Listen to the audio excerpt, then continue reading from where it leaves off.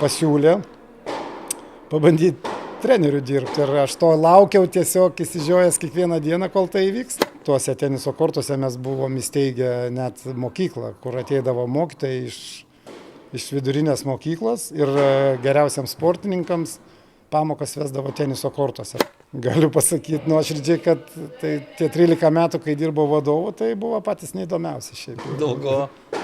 Su to portfeliu, kur reikėdavo vaikščiotų pinigų biurokratijos daug labai. Vien biurokratija. Tai ten prasidėjo iš tikrųjų tikras darbas Berankio. Tai čia Vilniuje jau jis kaip ir į pabaigą savo karjerą 9 metų būtų baigęs, o ten jam suteikėm sąlygas tokias, kur neturėjo jisai čia. Buvau kelis kartus net po 10 mėnesių negrįžęs, tai neįsivaizdavau, bet tai buvo neįkainuojamas dalykas, tai patirtis, tai ir mums labai sekėsi, aišku, mes, kada pirmą kartą laimėjo Berankis Mastersus 14 metų Italijoje, tai va tuomet, dar čia grįžus į Lietuvą, kažkaip leptelėjau netyčia, kad laimėsim ir pasaulio čempionatą ir nuvažiavom ir pasisekė laimėti. Sakė, laikas išgydo, bet laikas iš tikrųjų nieko neišgydo.